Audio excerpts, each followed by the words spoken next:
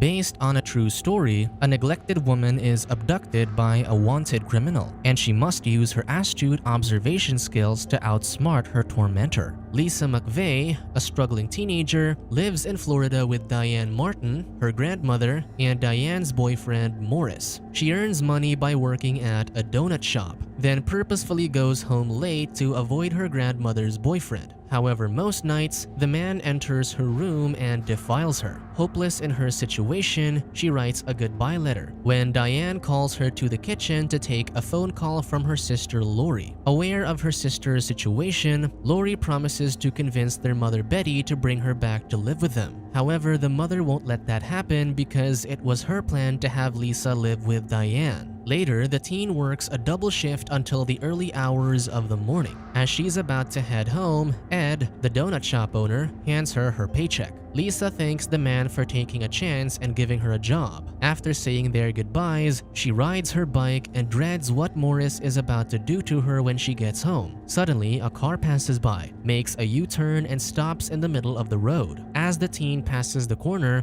Bobby Joe Long jumps on her and points a gun to her head as Lisa pleads for her life. The man drags her into his car. Bobby blindfolds Lisa and ties her hands up. As he drives back to his hideout, Lisa takes mental notes of whatever little she can see through her blindfold and the turns on the road they took. In the hideout, Bobby orders her to take off her clothes before pulling her into the shower to wash her. Following the deplorable act, the man blindfolds her, ties her hands up in bed, and threatens her once more with a gun. The following day, Diane reports her missing granddaughter to the authorities. Her family assumes that she ran away, but Lori's convinced something happened to her sister. Meanwhile, she wakes up to Bobby's touch and apologizes on behalf of the women who've been unpleasant to him. She touches his face, memorizing his features while subtly charming her abductor with her words. Soon, Bobby removes her binds and gets her water at the teen's request. Later, Bobby watches the news about a kidnapped teenager, and he angrily asks if she's the missing teenager mentioned on the news, but Lisa sticks to her story. Moments later, Lisa asks if she can use the bathroom. Alone, she takes her blindfold off and leaves her fingerprints on the mirror, the towel rack, and the toilet. That night, she sneaks off the bed and tries to use the telephone to call for help, but Bobby catches her. She remembers when she told her mother about what Diane and Morris are doing to her, but Betty indifferently reveals that she is aware of what goes on in Diane's house and tells her daughter that it's the best life she's ever going to get. In the present, the victim tells Bobby that she was just trying to call her dad, who's ill and dependent on her. She charmingly tells the man that he reminds her of her father. Later, the teen sneakily leaves strands of her hair on her hairpin and places it under the bed before the man returns. As she lovingly caresses his hair, Lisa tells him he should let her go because her father needs her. Gaining his trust, Bobby admits that he likes talking to her. Meanwhile, Lori gazes upon a photograph of her sister as her mother sleeps on the couch, seemingly indifferent to her missing daughter. After seeing another news report of the authorities' pursuit, Bobby panics and ties Lisa with a rope, planning to get rid of her. While Bobby stops at a gasoline station to fill his tank, Lisa bites her finger to make it bleed and wipes it on the car seat. Later, they reach a secluded area and Bobby drags her by a tree, intending to kill her. However, after hearing Lisa beg for her life, the man unties the ropes and instructs her to tell the cops that he's black, muscular, and short. Finally, the criminal leaves the victim all alone, crying in relief as she removes her blindfold. She runs as fast as she can to safety, in case Bobby changes his mind about letting her go. Eventually, Lisa reaches her grandmother's house, which surprises the two adults. She tells them she was kidnapped and taken advantage of, but neither believes her, convinced she made it up. Diane calls Officer Lopez to report her granddaughter's return. Lopez tells the older woman that they need to interview the teenager. Fearing that Lisa might divulge the details of her life under her care, Diane warns her not to say anything foolish. The next day, the cops take her to the police station, and she recounts what she endured in the past few days. However, Officer Lopez doubts her statement because she has no bruises on her arms. Lisa explains that she simply followed the abductor's orders so he wouldn't hurt her. He thinks Lisa is making it all up, so he brings in Detective Russell and her partner to speak with the teen. Because of the detailed descriptions the teen provides, they can't fathom how it's possible she was able to stay calm enough through her ordeal. They think the teenager had gone partying and wanted to avoid getting into trouble, further frustrating Lisa. Meanwhile, a team of detectives is in a conference room, trying to find the culprit responsible for slaying 9 women over the last 6 months. The head, Dutton, relays intel that all the victims were tied up with rope, and the bodies were disposed of in different areas. To end the meeting, Sergeant Larry Pinkerton emphasizes that everyone must do their best to find the criminal. Then, Detective Russell asks Pinkerton for help on Lisa's case. Later, Pinkerton introduces himself and asks the teen about what happened to her, but she doesn't speak up at first, tired of people not believing a word she says. To get her to open up, the detective shows her the picture of his daughter Sarah, stating he'll look after her just like he would his own daughter. Seeing the man's sincerity, Lisa tells him everything she can remember, from Bobby's features, details about his car, and the apartment. She also says he has a pair of shoes with a kangaroo logo. Convinced, the detective acknowledges that she's telling the truth, because the detailed information she provided isn't something you can make up, and orders Russell to get the teen changed as they need her clothes for evidence. Later, the police call Lori to tell her what happened to Lisa. She relays the news to Betty, who nonchalantly brushes off Lisa's claims as fabrications, so Lori walks out in disbelief. Meanwhile, Pinkerton calls Morris to get permission for Lisa's hypnosis, claiming the procedure might unlock the teen's repressed memories. However, the man refuses and demands to know when they'll release the teen so she can return home to do her chores. Pinkerton senses something amiss with his interaction with Morris, so he asks Lisa about her home situation. She divulges that Morris takes advantage of her, so the detective has the man arrested, removes Lisa from Diane's care, and moves her to a temporary home with one of his sergeants, McKinley. At the task force meeting, the results from the analysis of victims' clothes reveal the same nylon rug fabric. While working with the authorities, Lisa shares that she left fingerprints in the man's bathroom, hair under his bed, and blood in his car seat. She also mentions that he stopped at a gas station before releasing her. However, the teenager still has nightmares about Bobby at night, waking up crying in fear. The more information Pinkerton gathers, the more he's convinced that Lisa was also the victim of their serial killer, so he has her clothes analyzed despite his co-worker going against his decision. Later, the detective moves Lisa to another safe house. He warns the teenager to stay low for now, then takes her along for dinner with his daughter Sarah. Soon, the forensic analysis of Lisa's clothes reveals that they bear the same nylon fabric as the other victims, strengthening the detective's theory that the teen was abducted by the same man. The police now know what their suspect might look like after they circulate a sketch based on the teen's description. Pinkerton calls Lisa to the police station to update her about the case and informs her that 9 other women fell prey to her abductor. He asks her if she can take them back to where she was abducted and retrace her steps to where the perpetrator could be. As she tries to remember which direction the man drove to after her abduction, she suddenly runs toward the tree where the man released her. With this information, the police set up a 2-mile radius to search the area. While rifling through the surveillance camera pictures from gas stations in the area, he notices a suspicious-looking man that fits Lisa's description. Concurrently, Detective Charlie Wolf spots a car similar to the teenager's description driving by the red light district and sees the driver speaking to some courtesans. To not raise suspicion, Wolf says there was a jewelry store robbery at the West End and that the man's car matches the suspect's. The detective asks Bobby if he can take a picture of him and his car to show the shop owner so they can rule him out, and the man obliges. After taking photographs, the detective thanks the man and Bobby drives off. The cop then reports that he thinks he found the suspect. Meanwhile, Lisa has a nightmare of Bobby attacking her, but Pinkerton wakes her gently and assures her that she's safe in the police station. Later, the detectives lay out 2 rows of suspects' pictures for Lisa to review. Taking her time, the teenager compares their features to the face she touched. Then she confidently points at Bobby's picture and tells them that he's the kidnapper. That night, the authorities surround Bobby as he walks out of a convenience store. They force the criminal to his knees and cuff him.